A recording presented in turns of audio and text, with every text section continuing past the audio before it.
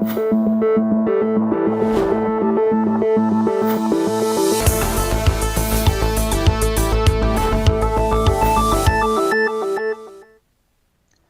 and welcome. IIT Kanpur has released a report called COVID War UP Model Strategies, Tactics and Impact. The objective of this report, and it's a very exhaustive report, is to try and summarize what happened in the most populous state of India, that's Uttar Pradesh, in the peak period of COVID-19, and what the state did in response and some of the strategies that it followed, which may have worked to its advantage in some cases and may not have worked to its advantage in some cases. That's not the report saying that, but that's me saying it. But nevertheless, it's an exhaustive report which looks at many aspects of what happened, including interesting insights on migration or reverse migration, the distribution of reverse migration across specific districts, how that was contained, the other steps that the government took, and of course, the health infrastructure that may, like in many other states of India, would have struggled to keep up with the sheer load that particularly the state saw in the months of April 2021, which is the second wave of COVID-19, in keeping with the rest of the country. So just to give you a quick number, in the second week of March, the state of Uttar Pradesh saw about 167 cases a day.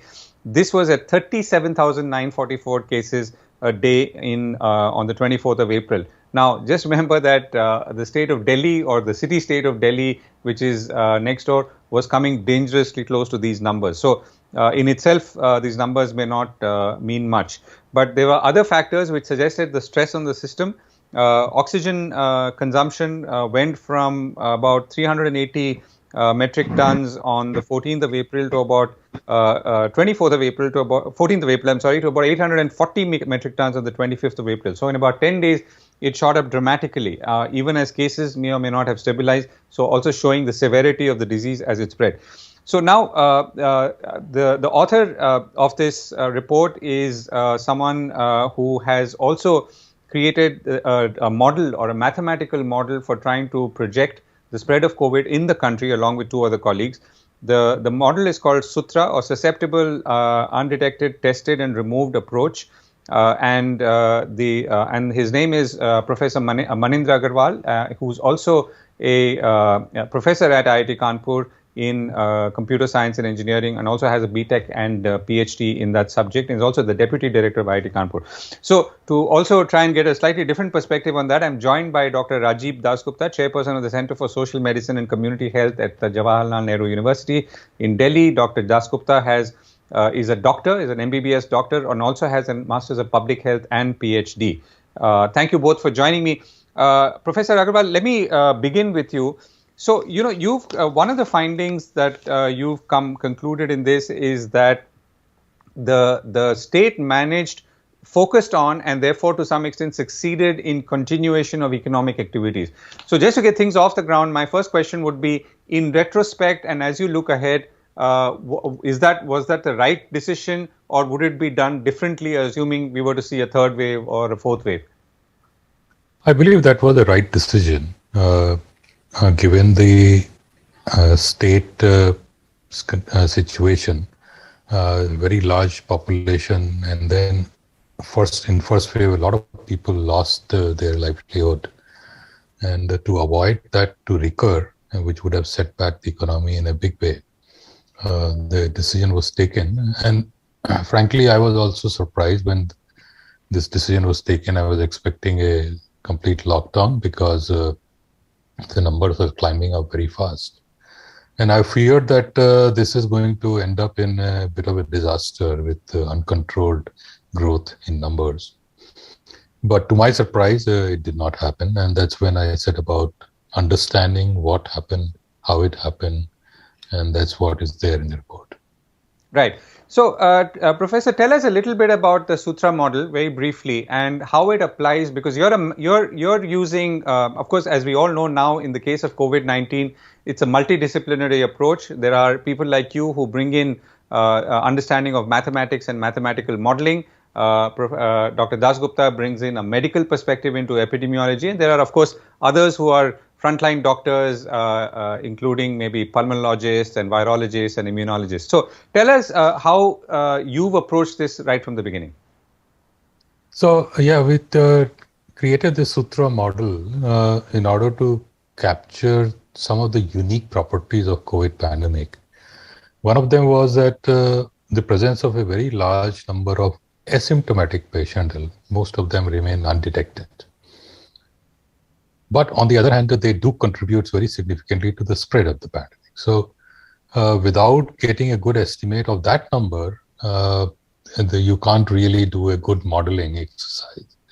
And that has been kind of the bane of many existing models, that they have been unable to really capture the trajectories of the pandemic well beyond a very short span of time. And the second thing that we found, and this we learned by the experience, initially we did not realize, we came up with a model that had its own shortcomings, and then we realized this other point, that the pandemic, because a lot of control has been applied on it in terms of managing its spread, so it did not quickly spread over the entire population. Of course, it initially started with a very small pockets in Delhi, Mumbai kind of cities, and then it spread slowly over the rest of the country. But even though that spread was a rather controlled one, it did not happen that within a couple of months it reached all corners of the country. So we brought in a new parameter to capture that, which we call the reach of the pandemic, which measures precisely this. What is the spread? And so these two factors we brought in to understand the dynamics of this pandemic. And I guess we were not too unsuccessful. Right. So before I come to Dr. Dasgupta, so you've got four components as I see it. You've got contact rate, which is the R naught as people call it, and I'd leave you to explain it for the benefit of our readers and viewers. The second is reach, which you just mentioned. The third is detection ratio, and the third is the change in parameter value, which again I'd leave you to explain, because that obviously needs also a serosurvey to understand what's the prevalence or spread of the disease. That's right. So just a few more words. The contact rate is very closely related to R naught, which everybody knows about. R naught measures during the entire duration, one infected person on average infects how many others, whereas the contact rate, which is also called beta, measures in one day an infected person infects how many others. So there's a close relatives actually. And these parameters change with time, because the contact rate, for example, if you impose a lockdown, it will come down quickly. If a new mutant like Delta comes in, it will jump up quickly. So with time, it changes. With time, so does the reach, because as I just explained, it expands more and more. So it typically just keeps on increasing with time. So these are the parameters which change with time. So one cannot just say, okay, at one time, if you got their values, you can get their values right for all the time. You have to keep updating the values.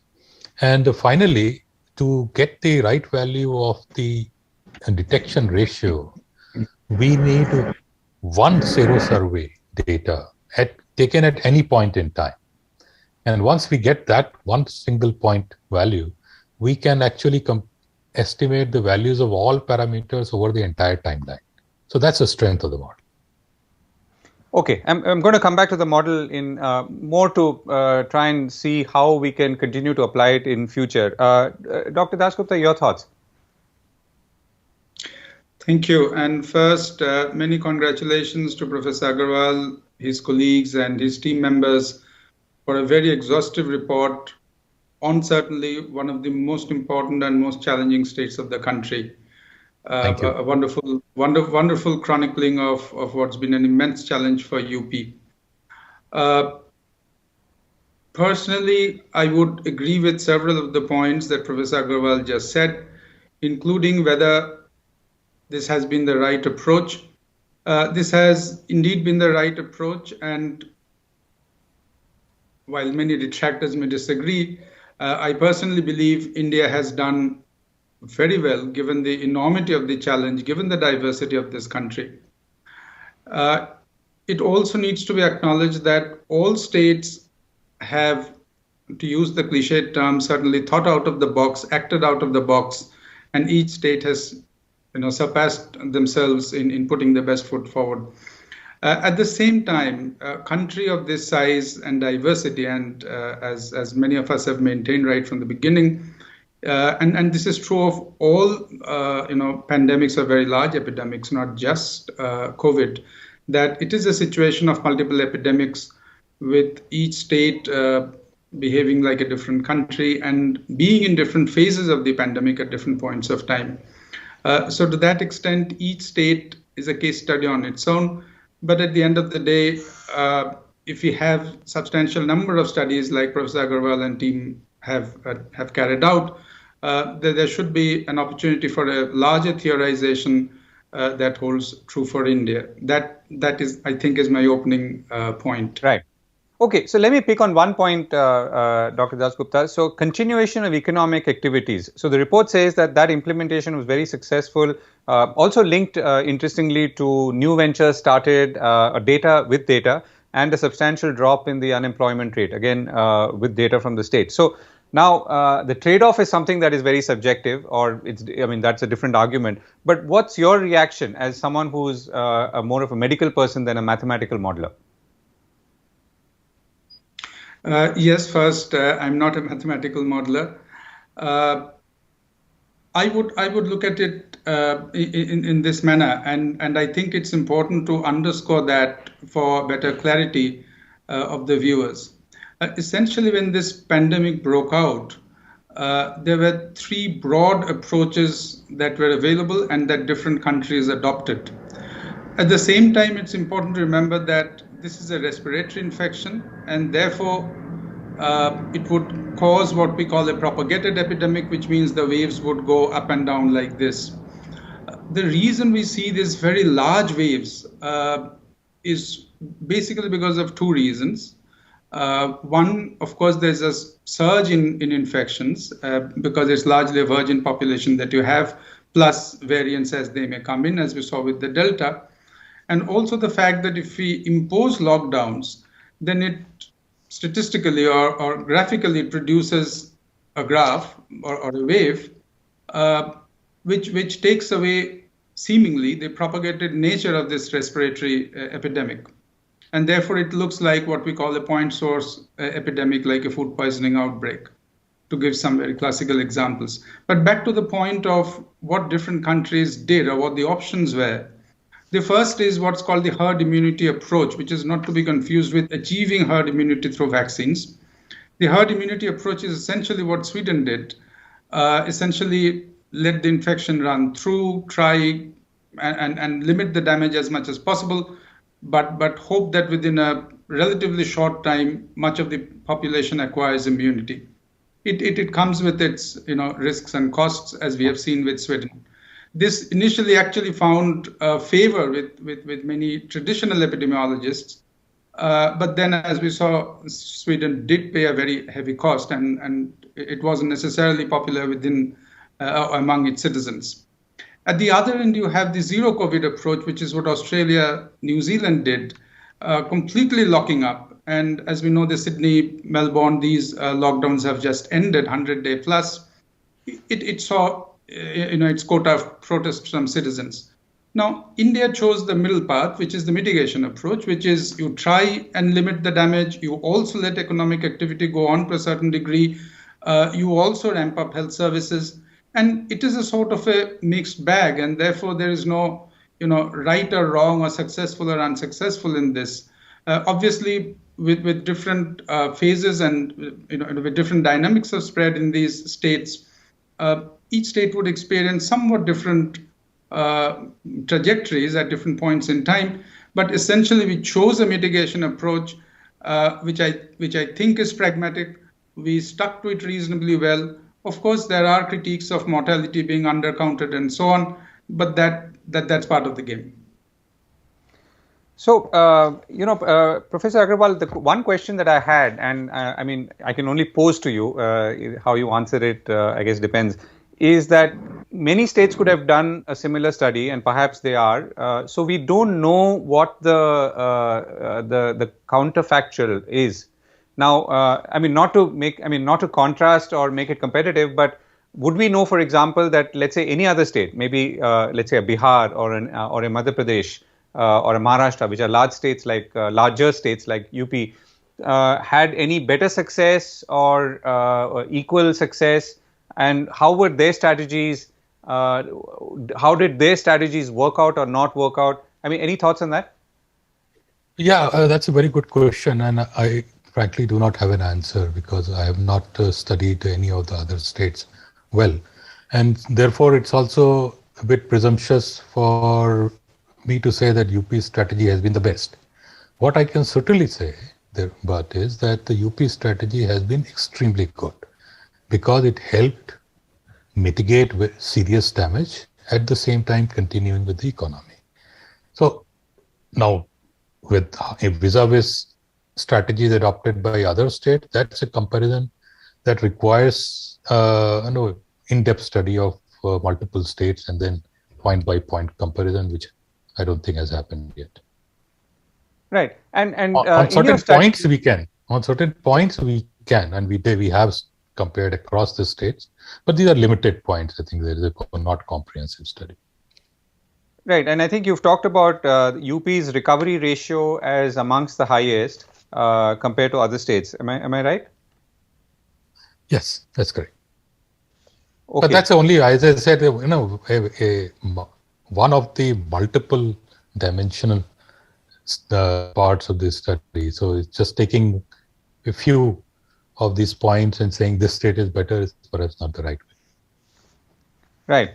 Okay. So if you were to now look at, let's say, what happened again in that crucial period between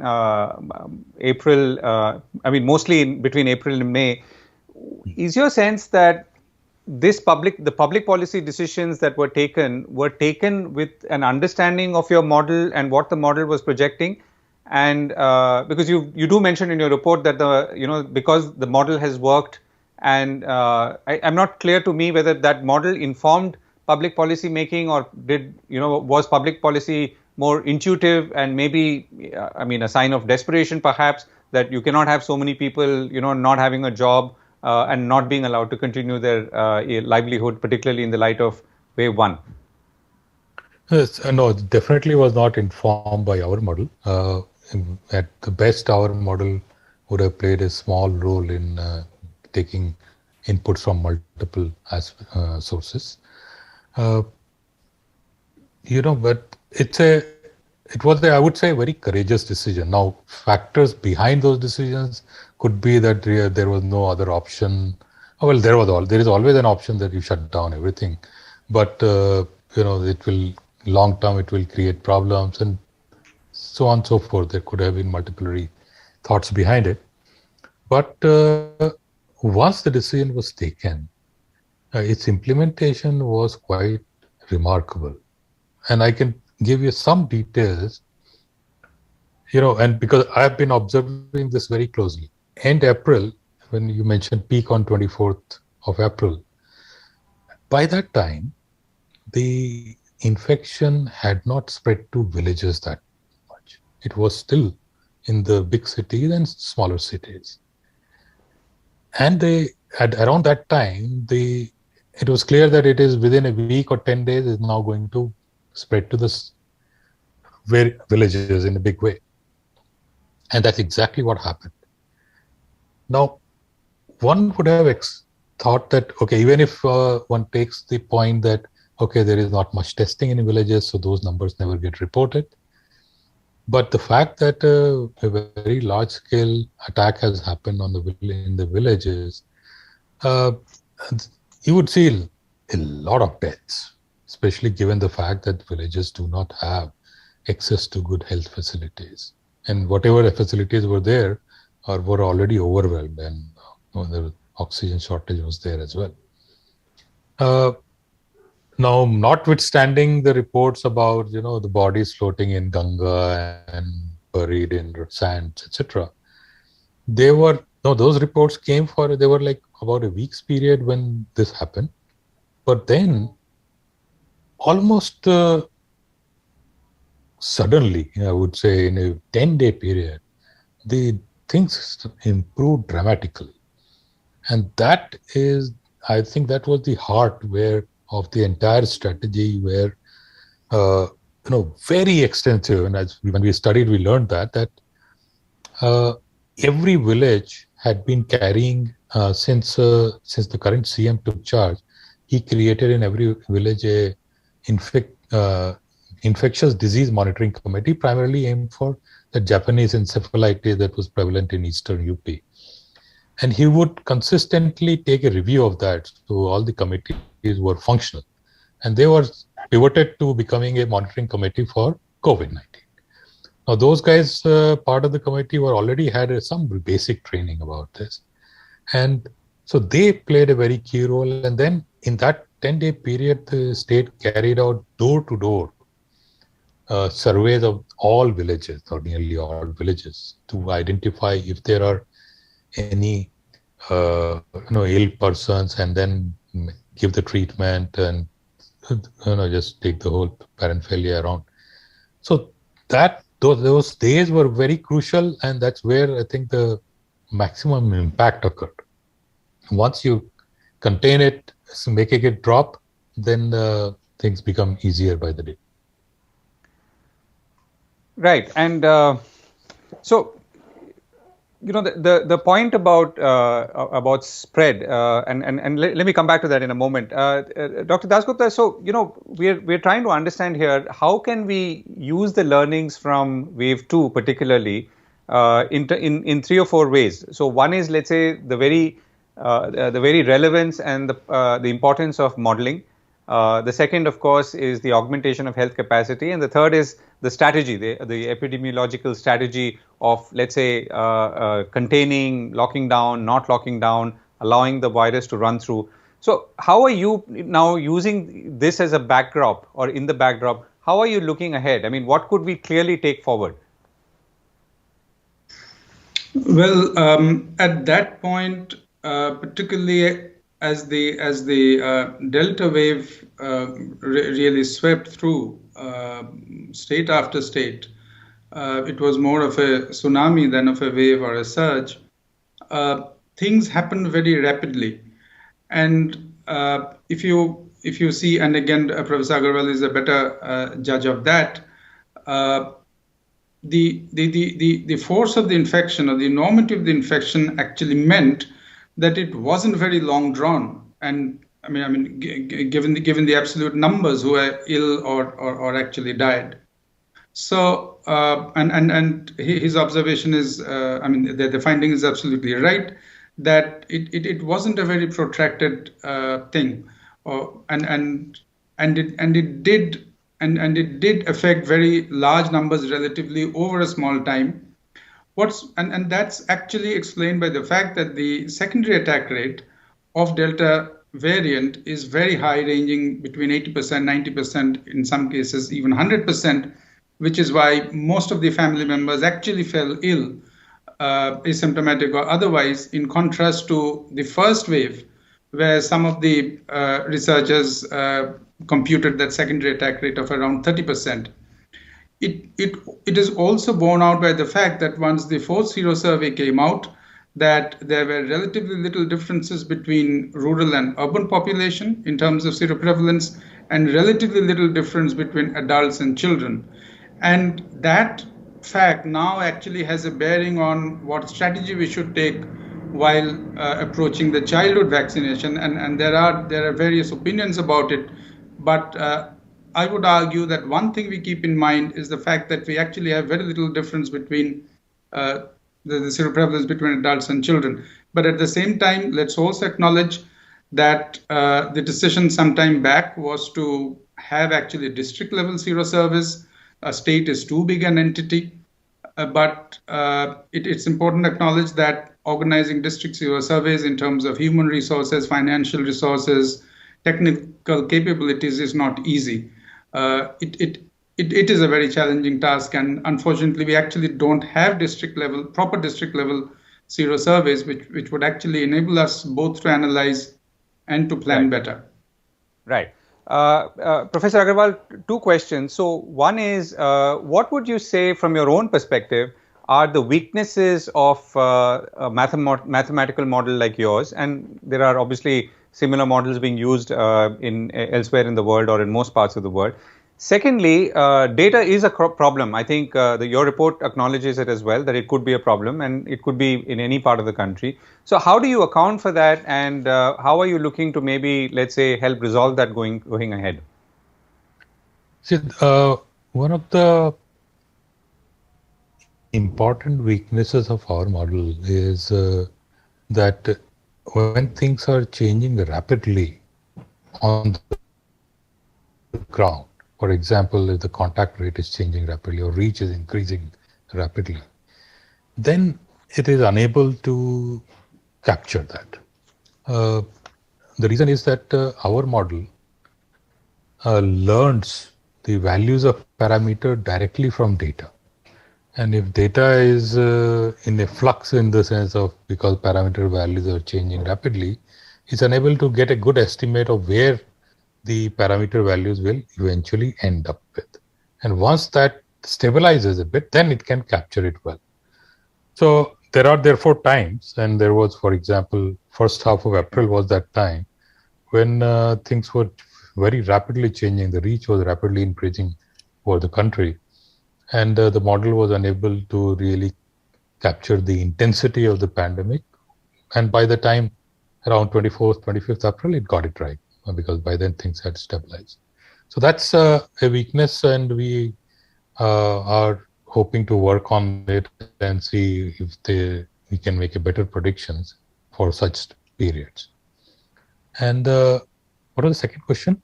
Second question was on the quality of data itself, and how do you see quality that? of data? Yeah. Oh, okay. I mean, that's how something skeptical are you, very for instance, interesting. of data that you see around you, as you should be, and how do you see that resolving itself or improving over time? When we started, we were skeptical of the data. There's always a thought that in India reporting is not very good, collection mechanisms are not very good, and sometimes there is a bit of fudging also which is done.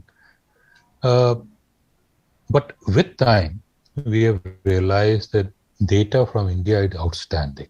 And because the reason I say that is that we have run our model on number of countries.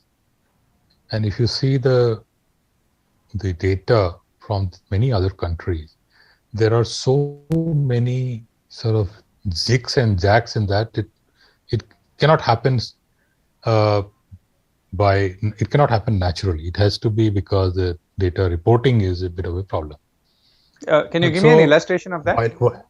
Yeah. Okay. So if you just compare the India curve with the US curve, and you'll see the difference. US curve goes like this, zigzag, zigzag, like this. Indian curve is much more smooth. At the same time, it is clear that not all cases get reported. If you compare India again with US, in US, about 1 in 4 cases have been reported. In India, about 1 in 33 cases have been reported. So there is in that sense, in terms of being able to catch those people who are infected, US has done much better than India. Now, which is partly because US has a lot more resources to spend on such things. Partly also, I feel that in India, for reason I think Dr. Dasgupta may shed more light on it, there have been a far more number of asymptomatic cases than the US. In US, the percentage of asymptomatic cases is like 20-25% of all the cases. In India, it seems to be 90% plus cases are asymptomatic. So, and if you have asymptomatic cases, large number of asymptomatic cases, of course, you will not be able to capture many of them. Right. Okay. We're running out of time. Pretty much the last question to you, Dr. Dasgupta. So, data. I mean, how the quality of data, integrity of data. what do we need to do as we stand here at this point, which is beginning of October 2021, looking back and looking ahead? And what are the areas you feel we should be focusing on more to maybe cleanse or improve the quality of data collection and outputting? Yes, I agree with Professor Agarwal on all of his broad observations about data. And I think as a health system, and this is across states as well as at the national level, I think we have learned a lot. And I also agree with him that reporting, detection, etc., has improved. The country initially struggled because of testing capacities, kits. I mean, just name it. Any of the ingredients that we need to actually generate data. Those things have been strengthened over time. It's also true that the asymptomatics have been a lot more, but that's true of the Asian population in general. And whether that's got a relationship to prior immunological experience with other coronaviruses, that's one of the hypotheses. This is as true of Asia as well as particularly of South Asia. Also, in general, mortality has been relatively lower in Asia. We tend to think of it as a pandemic, but the reason cases and deaths have been higher in Europe, US, etc., is because it's a syndemic where this infection has worked in conjunction with a huge ongoing epidemic of non-communicable diseases, which has complicated things. The age structure is completely different, so they are actually not comparable. But be that as it may, I think the country has learned, is growing. Data systems are being strengthened, and we should consider this as an opportunity and build on it. Right. Last question, Professor Agarwal. So this report, is it commissioned by the government? I'm just wondering if any other state were to ask you as IIT Kanpur to do a similar study, would you do it? What is the backdrop to this particular one? So the backdrop is, I would say that it went two ways, frankly. Because I was really intrigued, so I reached out to some people in the government saying that, can we do such a study? You have to give us a lot of data. And they also readily agreed. So that's how it went. Now, with respect to other states, if some other state, now that we have learned how these things are done, when we started, it was really a new thing for us. It should be relatively easier for us to do, and I'll be happy to do, because as Dr. Dasgupta pointed out, and he made a very important point, I think every state has tried its best. Now, it is possible that sometimes they took a wrong decision and therefore had suffered a bit more than some other states. But it's hard to point out a state which just was very lax. Everybody has tried. Okay, on that note, and I hope as a country we are able to augment our capacity, improve our modeling and understanding, and of course our epidemiological inputs into ensuring that this disease does not rear its ugly head once again, at least in the manner it did earlier. On that note, Dr. Dasgupta, Professor Agarwal, thank you very much for joining me. Thank you. Thank you. Pleasure talking to you.